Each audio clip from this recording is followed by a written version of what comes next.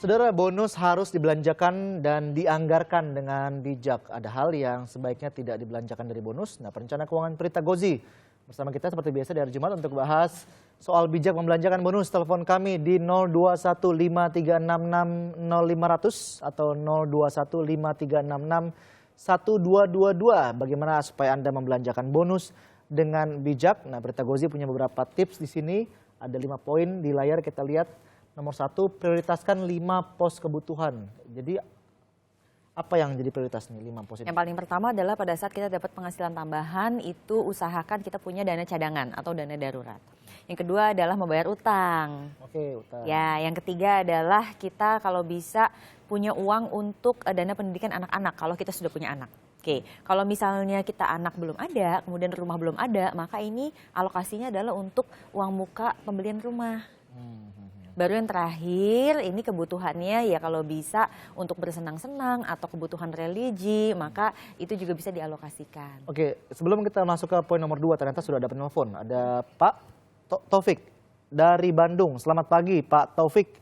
Iya, selamat pagi. Prita di sini. Silakan Pak Taufik. Ya, saya mau tanya Bu Prita. Ya.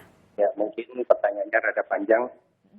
Iya, jadi begini, saya merencanakan untuk biaya anak saya, sama buat beli rumah, sama untuk pensiun.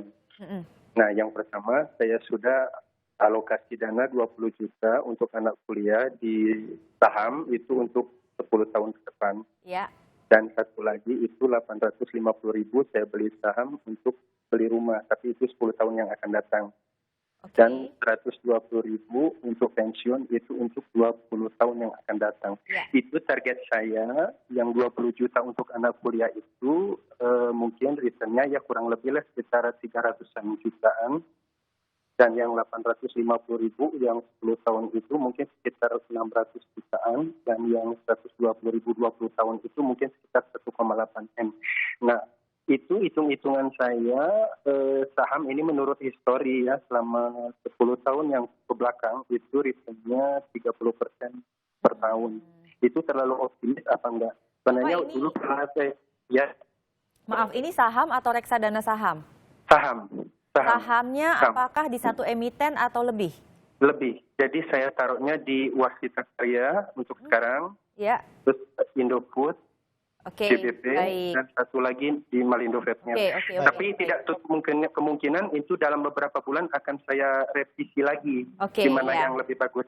Jadi Pak Taufik, apa yang ingin ditanyakan ke Prita? Tadi pertanyaannya apa hitungannya terlalu optimis atau tidak? Gitu.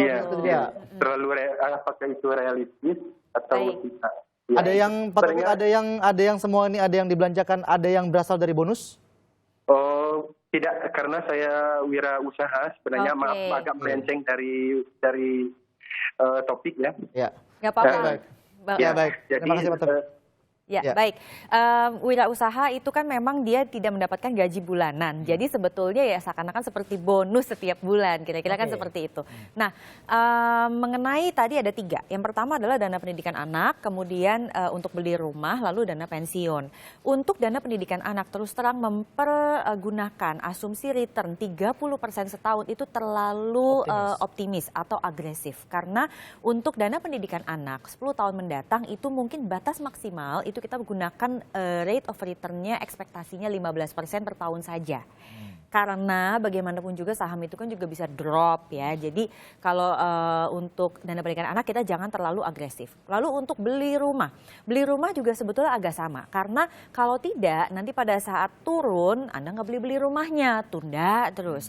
Agak sedikit berbeda dengan dana pensiun. Karena dana pensiun gini, walaupun kita punya target untuk 10 tahun ke depan, tapi kalau 10 tahun belum sampai kita masih punya peluang untuk kerja lagi atau mencari tambahan penghasilan. Karena kan beliau pun tadi wirausaha ya. Nah, dengan demikian saya berkesimpulan bahwa untuk penggunaan rate of return 30% per tahun untuk dana pendidikan anak dan dana pembelian rumah itu terlalu agresif. Sedangkan kalau untuk dana pensiun masih boleh-boleh saja, tetapi kalau saya saran turunkanlah rata-ratanya mungkin hanya sekitar 20 hingga 25% per tahun saja. Oke, baik. Semoga membantu ya untuk Pak Taufik tadi. Dan kita kembali ke topik nih, kita kembali ke soal bonus ya. Iya, ini bagaimana supaya kita membelanjakan bonus supaya efektif dan bijak. Yang nomor 2 menurut Anda adalah batasi berutang konsumtif. Iya. Kenapa bonus nggak boleh untuk utang konsumtif? Karena gini, utang konsumtif itu kan berarti barang-barangnya itu biasanya langsung hilang. Contohnya kita liburan, itu ya udah experience saja. Kemudian kita beli gadget mungkin belum tentu untuk produktivitas dan lain-lain. Nah, kalau untuk yang itu usahakan tidak dengan utang. Nah, yang paling bahaya adalah udah dapat bonus, masih berutang juga. Oke. Padahal harusnya kalau sudah dapat bonus, kalau Anda memang ingin, maka alokasikanlah sebagian dari bonus tersebut untuk pembelian. Oke, baik.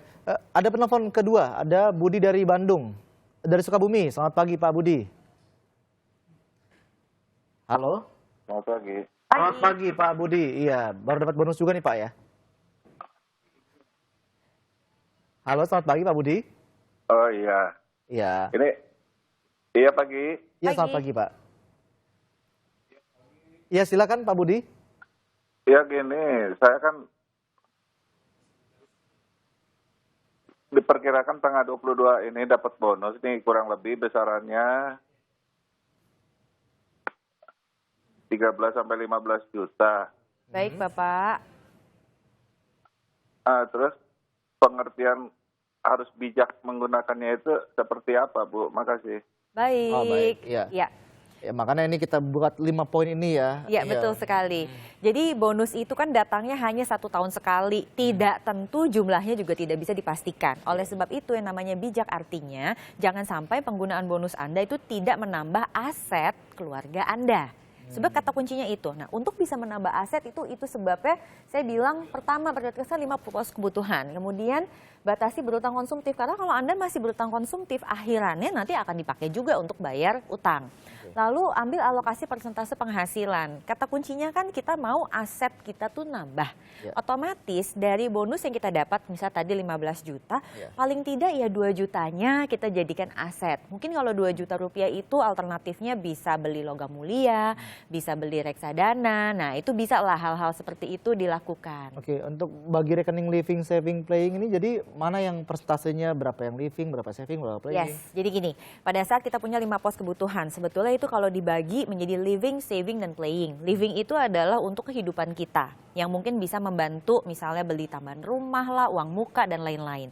Saving itu untuk dana darurat dan juga untuk investasi seperti tadi penelpon sebelumnya dana pensiun.